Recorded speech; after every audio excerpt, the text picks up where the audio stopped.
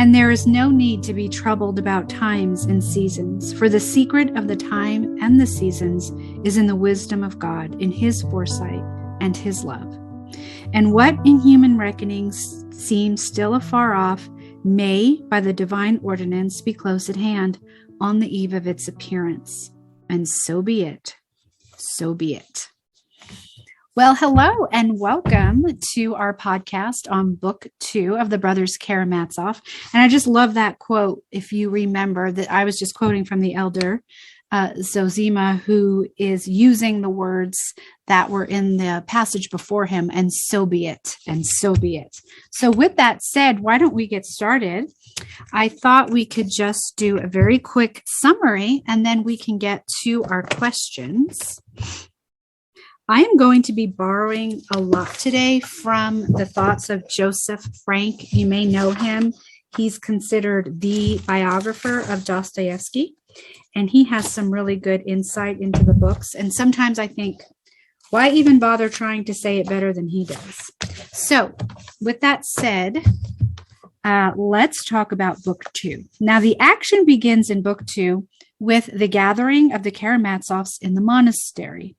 And the threads of the main plot and the subplot are skillfully exposed as the father and son shout furious insults at each other. The reader is also brought into the secluded world of the monastery, which Dostoevsky had never depicted before. And you'll notice that he contrasts the dignity and serenity of its inhabitants with the various types of egoistic self-concern exhibited by the secular characters. The grouping and the succession of chapters is part of Dostoevsky's technique of conveying these various thematic motifs without direct authorial intervention. And if you watch the podcast from last month, you remember we talked about his unique narrative technique. So that's looking at that. And so we have this old buffoon. Fyodor plays his role to the hilt. He has begun his sacrilegious attacks in the cell of the elder.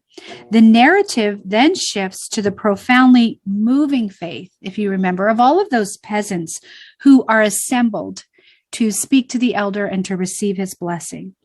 The chapter ends on a comforting note of Christian love and solidarity among the Russian people. Now, I know that's definitely a summary. There's a lot in between there, which we are going to dig into.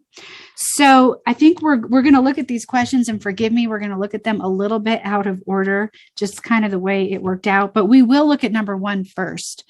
We were talking about the significance of bowing in the book, and I wonder what you thought of the bowing. So if you remember, we discussed how in the East, when you bowed, it was a way to ask for forgiveness. And of course, we noticed that the elder bowed and he didn't need to ask for forgiveness. So what happened? We know that there's a fight between father and son. And then all of a sudden, the elder bows to Dmitri. When this happens, if you noticed, it's stark. It's unpredictable. Fyodor is foaming at the mouth. He actually challenges his son to a duel. And I don't know if you remember those words that Dmitri said. It's the title, I believe, of the next chapter.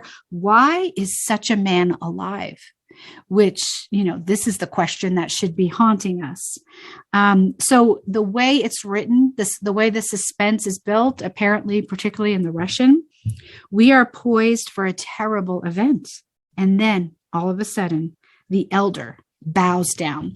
Let me read it to you. This is on page 51. He writes, I'm at the bottom of page 51. But this unseemly scene was cut short in a most unexpected way. Father Zosima rose suddenly from his feet, almost distracted with anxiety for the elder and everyone else. Alyosha succeeded, however, in supporting him by the arm. Father Zosima moved towards Dmitri and, reaching him, sank on his knees before him. Alyosha thought he had fallen from weakness, but this was not so. The elder distinctly and deliberately bowed down at Dmitri's feet till his forehead touched the floor. Alyosha was so astonished that he failed to assist him when he got up again. There was a faint smile on his lips. Well, let me tell you, there's a lot going on here. One of the themes in this scene is the theme of prophecy. Dostoevsky likes to have, you could say, light prophecies and dark prophecies in his works. And he, through this event, has two characters with two different prophecies. And he wants to make a profound point about free will and about fate. Well, what's happening? Well, later on in the novel, and I'm jumping kind of to number 6, when Rakitin diagnoses this duality. So later, Rakitin is going to talk about what could be coming for the Karamazov family. He makes like this dark prediction, which we'll look at. And I think what Dostoevsky is doing, he's on the one hand, he's saying, oh, here's a prediction of what this bowing meant, that there's going to be a murder, that it's going to be terrible. And I think the way Dostoevsky writes this, it's like the father of lies, because we know when the enemy tells us things, there's always a kernel of truth there. And that's what's so upsetting about it. So I think on the one hand, there's a dark prophecy there because everyone wants to know, what did the elder mean? But on the other hand, when we get to some later books, we're going to see that actually the elder was bowing to Dmitri because he's going to experience great suffering, but it's going to be an opportunity for him to atone for sins. And this is really marvelous how Dostoevsky does this, because we're going to see it's not necessarily for his own sins. It's this idea in this novel that we're called to atone for the sins of everyone. This is Christian solidarity, as opposed to the utopian type of socialist solidarity that's also presented. Dostoevsky's saying, no, this is real solidarity. So this bowing is saying you are going to suffer and you're going to have an opportunity to repent. And you're going to have the opportunity to exercise your free will in the middle of a very difficult situation. Now, let's go back to Rakitin, who is talking about what has happened and what he sees. And if you've noticed, his words are pretty dark. And let me read you later what he says. I'm on page 54. I know he wouldn't explain it to you. He's talking about the bowing. He's talking to Alyosha. There's nothing wonderful about it, of course, only the usual holy mummery, but there was an object in the performance. All the pious people in the town will talk about it and spread the story through the province, wondering what it meant. To my thinking, the old man really has a keen nose. He sniffed a crime. Your house stinks of it. What crime? Rakitin evidently had something he was eager to speak of. It'll be in your family, this crime, between your brothers and your rich old father. So Father Zosima flopped down to be ready for what may turn up. If something happens later on, it'll be, the holy man foresaw it, prophesied it, though it's a poor sort of prophecy flopping like that. But it was symbolic, they'll say, an allegory. And the devil knows what all. It'll be remembered to his glory. He predicted the crime and marked the criminal. That's always the way with these crazy families. They cross themselves at the tavern and throw stones at the temple. Like your elder, he takes a stick to a just man and falls at the feet of a murderer. So here, Rakitin is taking a pagan idea of fate. And remember that Dmitri represents the allure of pagan ideas. There's a lot here in common with Greek mythology, distilled through Schiller's imagery. You might have noticed that Schiller's brought up in this chapter. So all that idea of fate and the fact that you're fated to commit a crime and there's no mistake, it's a dark prophecy. And also notice that he predicts this murder as inevitable, and he mentioned devil. He said the word devil. What Dostoevsky is doing here is this is a foreshadowing of the devil who's going to appear in Ivan's nightmare later on. And this character, Rakitin, is inviting him in. He's inviting the enemy in, and he is actually making a parody of the authentic prophecy of the elder. And we have both side by side. One is pointing to freedom and redemption. One is pointing to the devil and a nightmare and to no choice. And this character, Rakuten, is also, I think, showing us, a pre-Christian, pagan, demonic understanding. And Radkin says he saw, I'm using that word in English, he saw, and he also says it's in English, he understood. So apparently when you look at those Russian words, they're very much connected to being a visionary. And we also know that the elder sees. And Dostoevsky is contrasting two types of seeing. Rakuten only has a surface seeing. He can't see beyond just the superficial. And I love this because it forces me to ask, how am I looking at things in my family, in my circumstance? What am I seeing? Because I'm sure you know it's so easy to just see the darkness. I will see something just on the surface level, but not with the eyes of Christ. And that's what Dostoevsky's forcing us to do here. The fascinating thing about Radukin is, if you notice, he has part of the truth, but he stumbles over it. He cannot comprehend the real meaning. And this is very important. He transforms what's spiritual into flesh and blood. Later, we're going to see this with the character of Father Ferapont. They take everything literally, letter of the law. They don't know how to go to that deeper spiritual level. And what is fascinating about this is both men, or all these characters, they're in the church. So he's a seminarian. Then we have the elder. Then we have Alyosha. They're all in the same church.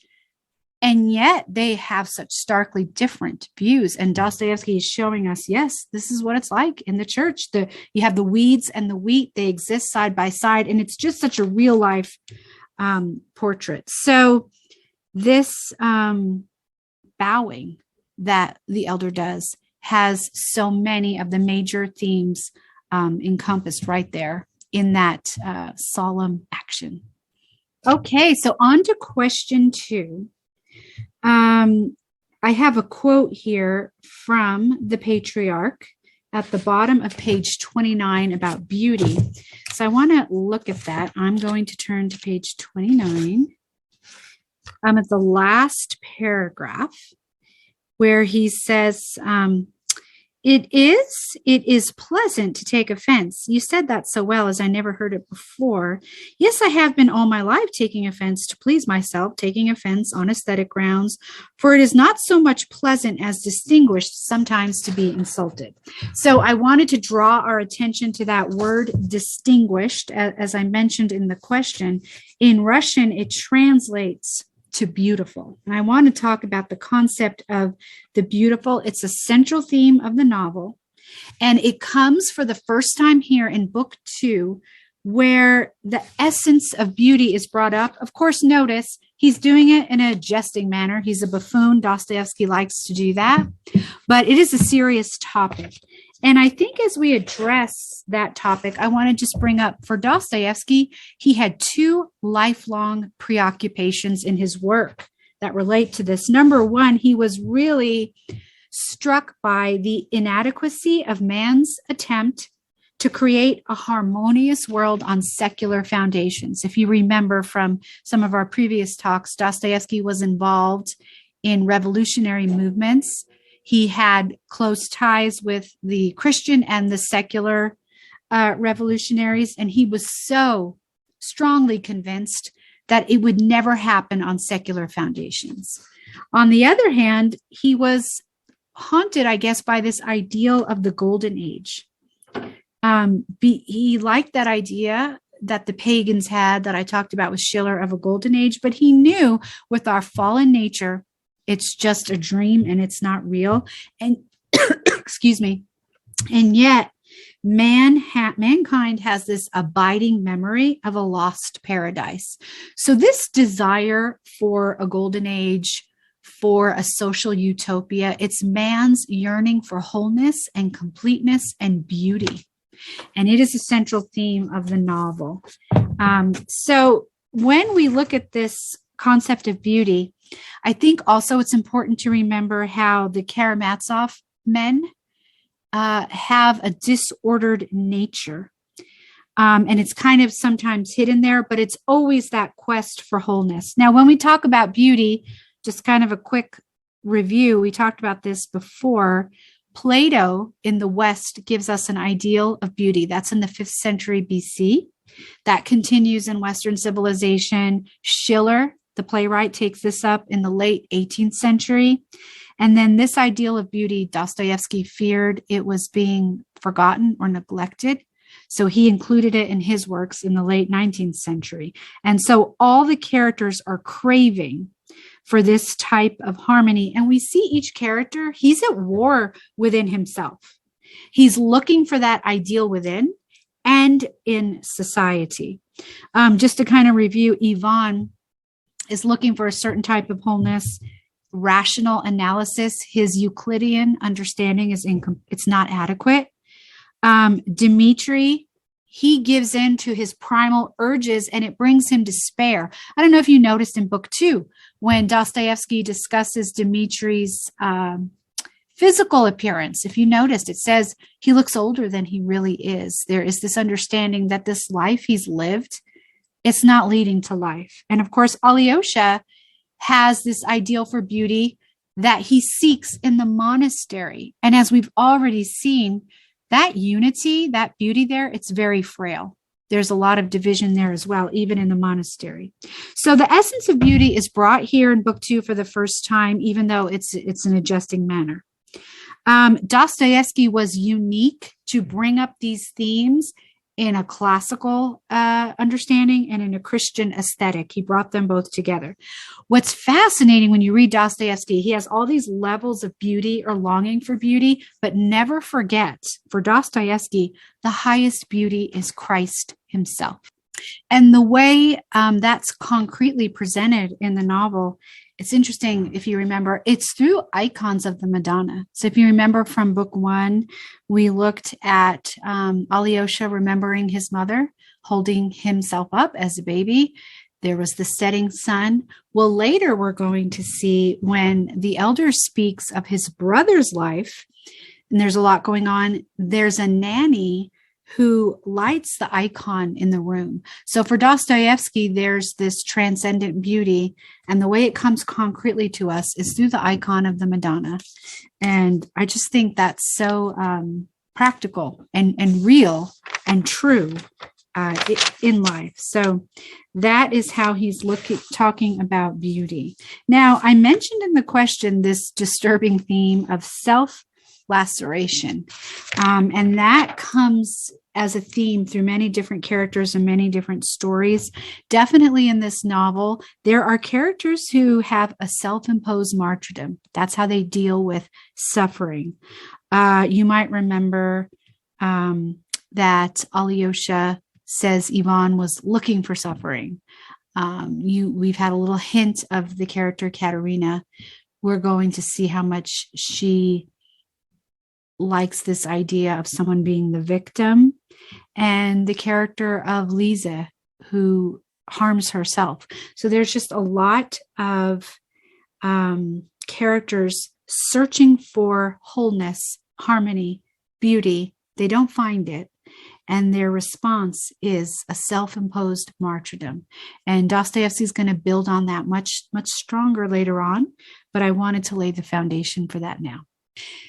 Related to this idea of search for beauty and suffering, we have number 3, looking at these peasant women who have faith and this grief that breaks out. In the Russian language, this grief that breaks out, some translators call it a rupture, some call it a laceration, and we're going to see an actual title of a chapter later on talk about that. But I think it's important to look at it now. So Dostoevsky has a lot of psychological wisdom. I think it's amazing that he is before Freud. I just find that so amazing. I think he foreshadows him in a lot of ways. But in his characters, psychologically, there's some role playing going on. We know that Fyodor calls himself a buffoon. Katerina sees herself as a martyr to virtue. Dmitri sees himself as an insect. So everyone kind of has on this role playing. And so they don't live up to their roles, and then they have to face a crisis. And this crisis leads to a rupture or a laceration. And there is this grief that breaks out. So looking at that Russian word, Dostoevsky uses it here in Book 2, Chapter 3, when we're looking at the peasant women suffering. We read about a grief that breaks out. And this is the first time that he brings it up. And it suggests, the way it is in Russian, it suggests an emotional trauma. The same word for heavy lifting or a strain. So I think it's very interesting. And in this scene, it's women who are suffering, particularly at the death of children. Some people call this Dostoevsky's tribute to grief. And it's like he's presenting these women who are suffering, and he wants to show how to bridge the chasm between the living and the dead. A lot of the words in this passage actually come from Dostoevsky's wife when they lost their son, Alyosha. There was tremendous grief, and actually Dostoevsky's wife didn't want to keep on going, and she was ignoring her own responsibilities. She had stopped living in a sense, and we see that in these women speaking to the elder. There's one woman who talks about how she hated her home. She stopped paying attention to her husband, and the elder tells her she has to get back to living. So we have this grief, we have this rupture, but the elder is saying at one point, you have to move past the grief and you have to continue to live. Now, Dostoevsky was realistic about grief as he went through this himself, he and his wife.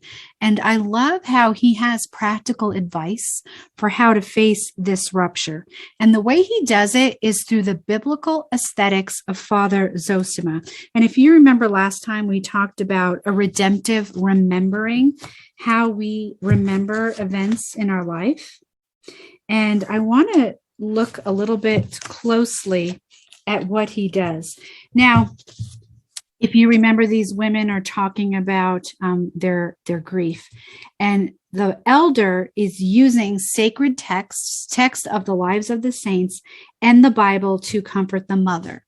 He relates an episode from the Russian Orthodox work called Prologue, where Saint Julian succeeds in consoling a mother. He tells them, look, they've gone to heaven. But we know that Zosima's visitor is still unconsoled. So the mother goes on to talk about her pain. She imitates the child's voice, the footsteps. She says she wants to see him for just one more moment. She hears the child saying, "Mama, where are you?"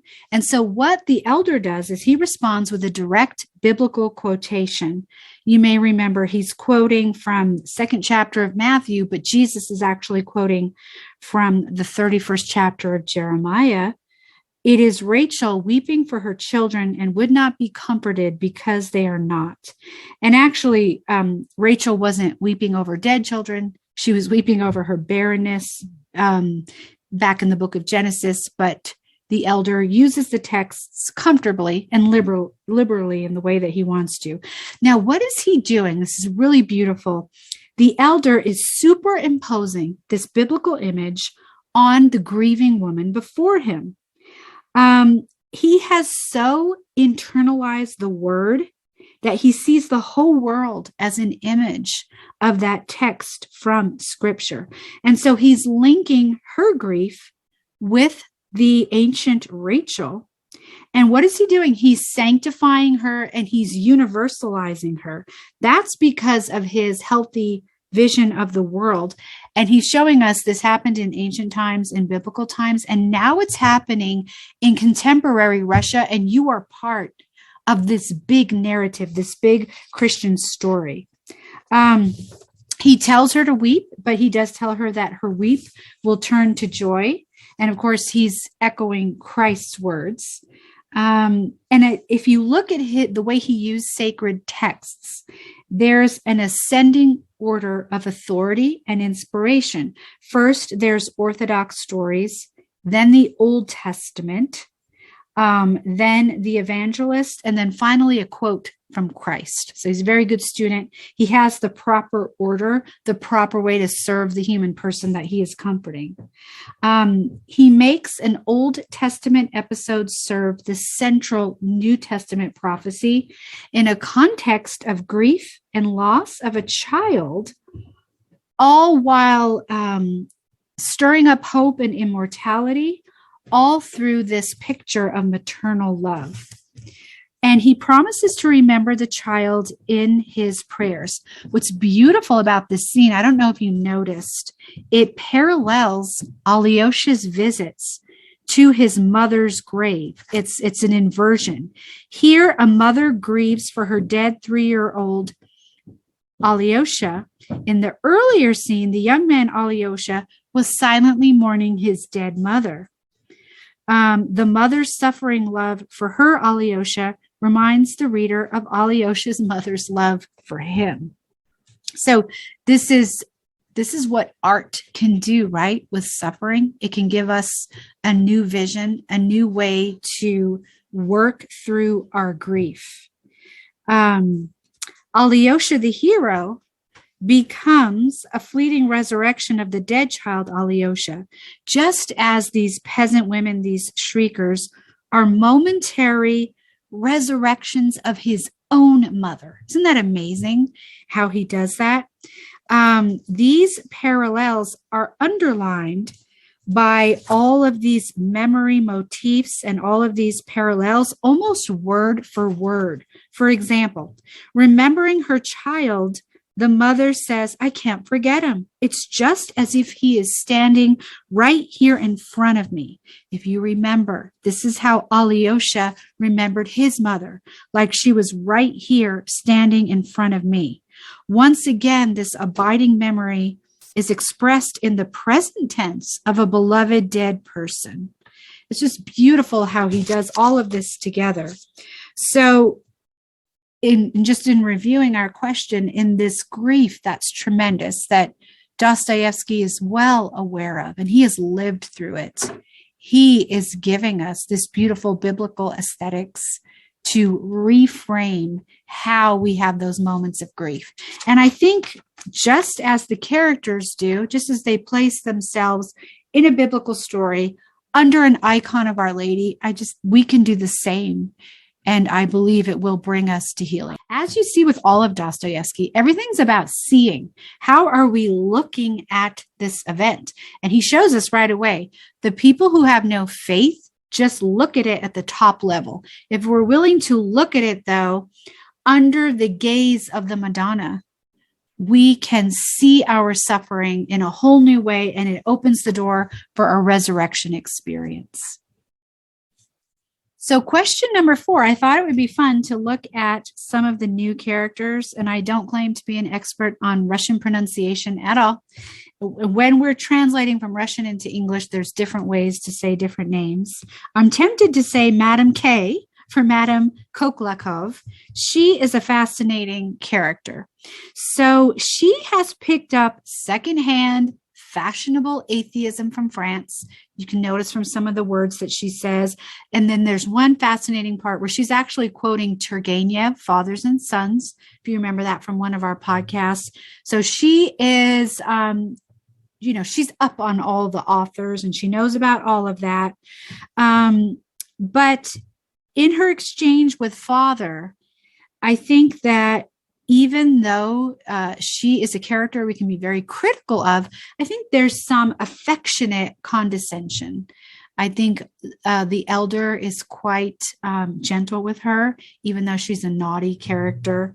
So I think that Dostoevsky had some affection for her. But she's fascinating. She brings up some very interesting themes. One of the things that happens is this idea of slipping away like a phantom. So when we look at the exchange between this rich widow and the elder, she is confessing to him that, she loves humanity, but she doesn't love particular people. And he gives her very good advice.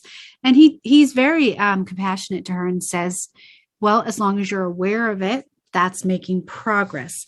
But I want to go a little bit deeper. I'm on page 39. He says, no, I'm in the middle of the page. No, it's enough that you're distressed at it. Do what you can, and it will be reckoned unto you.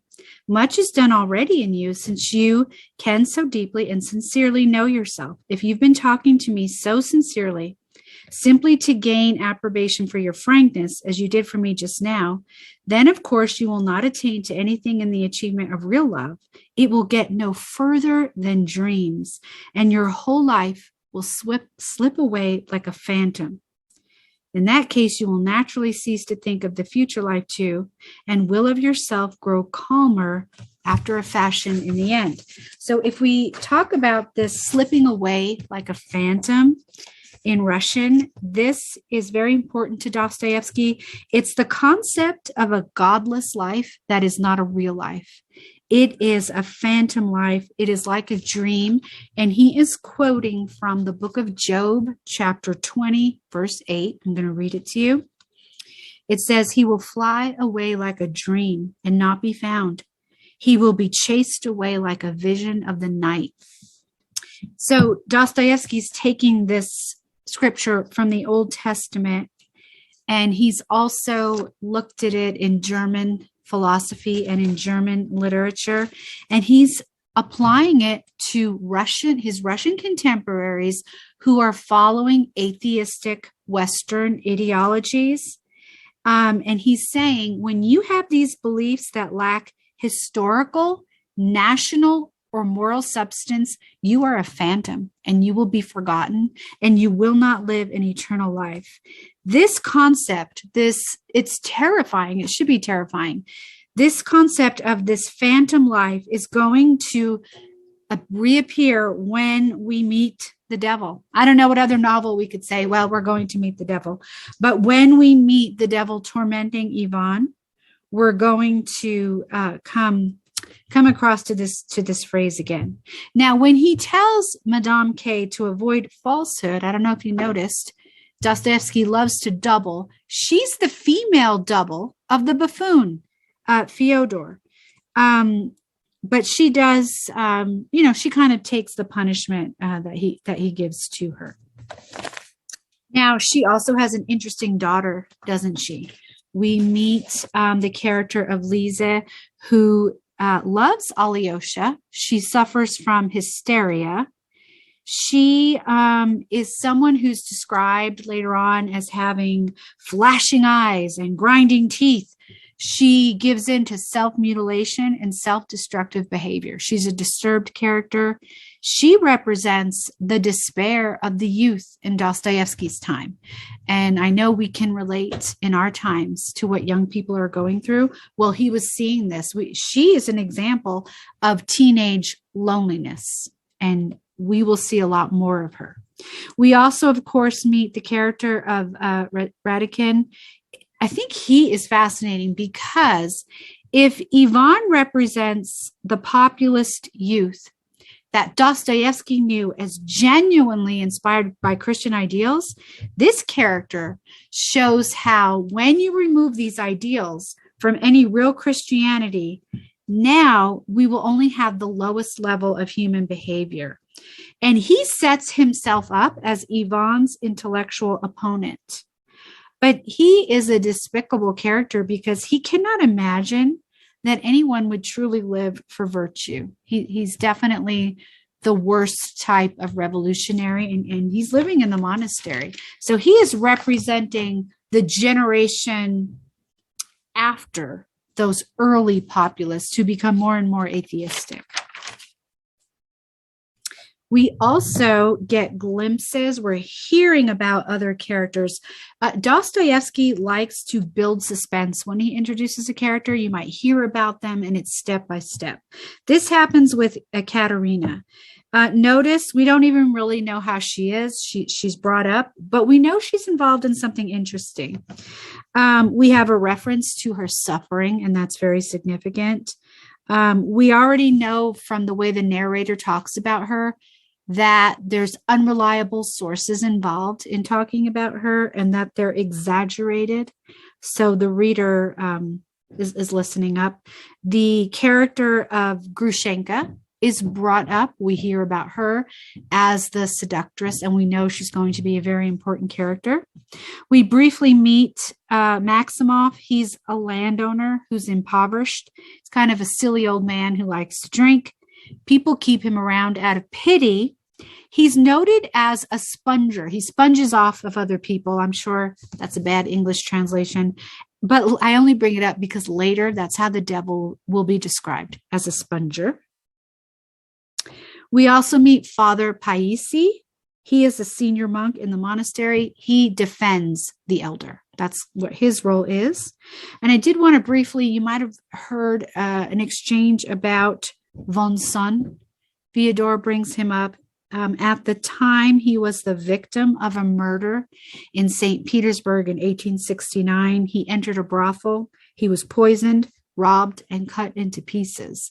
And Dostoevsky is kind of paralleling who he is with the patriarch of the family. It's a dark mention, but it's interesting that he brings him up kind of in a joking way. So this is just a glimpse of some of our new characters. Question number 5. This is a complicated question. On the one hand, Ivan is discussing the reform of the ecclesiastical courts. We could do a whole class in Russian history on this one, but it's the way Dostoevsky presents it. It is a way for him to talk about what's in his aching heart. I don't want us to forget that even though Ivan is a dark character, he is authentic. He has a heart full of love and wants to be a real Christian. And that's why his story is so tragic. But let's look at just some of the history. Real quick, I just want to refer to a term that came up. You might have heard that discussion about the mountains. Ultramontanism. I wanted to tell you what that was. It was a school of opinion within the Roman Catholic Church, and it referred to those who looked beyond the mountains. So let's say you were living in France, you looked beyond the mountains to follow the policy of Rome. And this movement believed in giving a lot of power to the Pope, particularly political power. Just very important. The idea that the Pope at times in history had political power in the West is greatly disturbing to Dostoevsky. Remember, I told you he's anti-Catholic in that way, and he's going to bring that up. He believes that's part of the problem in society. It's a bit intolerant towards other creeds. So that comes up in this discussion about the ecclesiastical courts. So let's look very quickly. What is Ivan talking about here? Very important to know that in 1864, Russia undertook legal reforms. At that time, Dostoevsky was 43 years old. I think he had like 17 more years to live, and this was a big deal in Russia. These reforms are going to be in effect in Russia up until about World War I. Dostoevsky was very concerned about the legal consciousness of the West and how it was taking over in Russian society. And he's highlighting the tension between Western judicial theology and the more Eastern Orthodox style, which was much more traditional, less legalistic, less rational, if you want to say that. And Dostoevsky's concerned about the erosion of tradition and authority in Russia. And he saw, rightfully so, these legal reforms would have ramifications in the political sphere. Now, I think it's fascinating because Dostoevsky suffered under a terrible system without any legal support for himself. Pre-1864, of course, the Tsar, has all the power. And Dostoevsky suffered. Nicholas I had him arrested. And as you know, he was going to be killed at the very last minute. He was freed, this traumatizing experience. He lived 4 years of hard labor in Siberia. So Dostoevsky, he's someone who we should pay attention to because this is a man who lived through what he's talking about. He had a firsthand experience of the flaws of the legal system. There were no procedural safeguards. Legal proceedings were not public. They were not open. There was no independent judiciary, and punishments were disproportionate to the crime. So these reforms in 1864 attempted to fix some of that, but Dostoevsky was very concerned. He sensed that this introduction of Western elements would be harmful to the society. He saw the rise of individualism, a turn away from a communal understanding.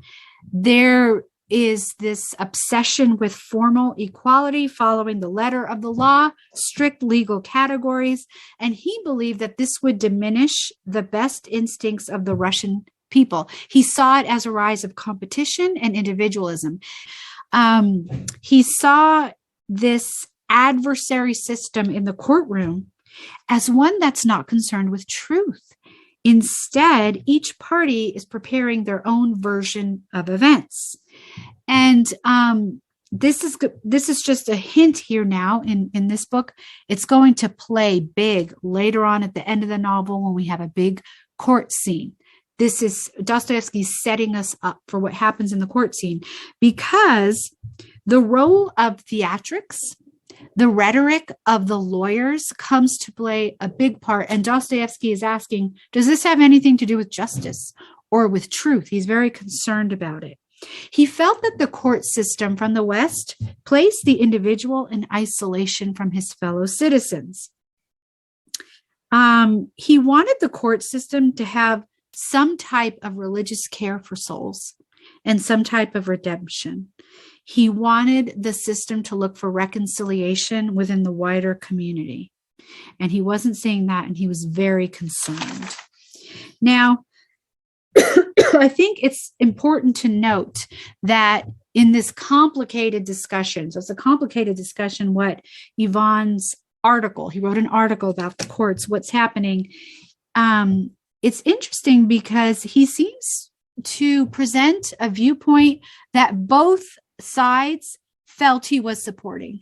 So what is he saying? Is he supporting, there are people who think that what he's saying is he's supporting an idea of religion taking over the state, but then there were secular people who said, oh no, he's supporting what I believe. So it's not entirely clear what he's supporting. I want to look at what Joseph Frank says about this, because it's very important when we're looking at the wider implications of the character of Ivan and ultimately what Dostoevsky is saying. So, as I mentioned, there is ambiguity in his article. He was applauded by both the church party and the secularists. Now, the issue is whether the courts should be subordinate to the state and hence secular authorities, or whether state courts should be absorbed by the ecclesiastical ones. Now, what's going to happen is the role of the church is going to be very diminished in Russia, and it's just going to fade out, like I said, and this is going to last until World War I, and then we have the Russian Revolution, and that's a whole other story. But notice he presents both extreme positions with equal force. In reality, his apparent refusal to choose is a sign of his inner conflict. And this inner conflict is very important. It's going to lead to his mental breakdown later on. Now, Ivan, on the one hand, seems to represent a Christian, Orthodox, Slavophile ideal. That's something that he presents. But like I said, he brings it out into the extreme. The way he presents the argument, we'll do it this way or we'll do it that way, those are not workable. Those are incompatible alternatives. On the one hand, his rationalism prevents him from believing in Christ and immortality. But Ivan's moral sensibility make it impossible for him to accept the appalling consequences that would come from a lack of faith. So he is really at war, and he is in anguish, and he is suffering about this.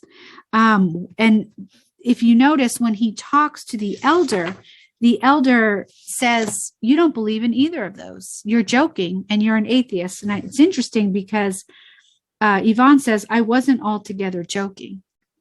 And he's kind of playing with the martyrdom of his own indecision and his own despair. And we can go back to that conversation about laceration. The elder's response is an expression of Dostoevsky's own attitude towards this whole generation of Russian intellectuals that were going through this. And I think that it's a testament to Ivan's character that he is suffering like this. Ivan's vision is idealistic, but it's to oppose this mundane utilitarianism of secular Russian reformers. And this ambiguity here reflects his moral crisis. And Zosima sees through his anguish. His crisis is genuine. And the elder's response to Ivan, the word mechanical is used there quite a bit. Mechanical punishment, mechanically cut off, the church being held aloof. There's definitely this battle of following the law, what happens mechanically, and what is the role of the church and the role of community. And the elder sees right through this. And so look for this continuing battle, these two extremes in Ivan's heart, and how that's going to play out in the action of the novel. Well, as we wrap up our look at book 2, a couple of things that I just wanted to point out. I think it's good to return to our friend Alyosha. I thought it was interesting. This is the book where you saw the monk telling him his place is not in the monastery. I think this is one of the fascinating things about this book is he loves the monastery in his heart. He's a monk, but the elder tells him he's needed in the world. It's very interesting. And then I want to talk about the character of Alyosha. Henry James calls him a ficelle. That's a French word for thread. And I like how he describes it. He says Alyosha is a string tying together the action of the other characters as he goes from one to the other. Book 2 is thematically rounded out by the one chapter devoted to Alyosha and his negative counterpart, Rakitin. Obviously we know he's a negative counterpart, who's bent on a career, wants to sell his soul. And Alyosha is the opposite of that. And I think it's interesting how Alyosha is not to stay in the monastery. He's to emerge. We know he gets a note. He has to go visit someone. Definitely there's the suspense building that something's going to happen. So as you get ready to read book 3 and book 4, look for these things. First of all, you're going to see in book 3 what we call the 3 confessions of Dmitri. Keep an eye out for that. And we're going to see the emergence of Grushenka, the emergence of Katerina, and the emergence, I think he was briefly mentioned in book 2, of Smerdyakov. We kind of had distorted images of them in conversations in the previous book. Now they're going to come out. We're going to see them. But Alyosha is in the center of them. He's always the pivot of action. And there's a multiplicity of events. There's folly, there's passion, there's suffering. And he's in the middle of all of it.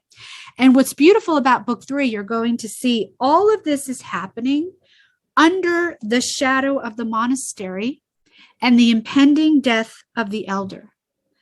And keep an eye on Smerdyakov. I think that's a very interesting social commentary. This character is uprooted from his hometown. He's uprooted from rural Russia. He's picking up urban values. What happens when we destroy community and young people are just kind of thrown out there in the city? Dostoevsky was concerned about that. And this was so long ago. And of course, we're living through that now. So that's an interesting character. Smerdyakov is going to be Ivan's alter ego. Dostoevsky loves to do this. He always has these doubles to show what a character could be. If you love Crime and Punishment, the character of Svidrigailov doubles as Raskolnikov. And it's the same thing here with Ivan and Smerdyakov. So I look forward to next time talking about book 3 with you. Thank you for listening.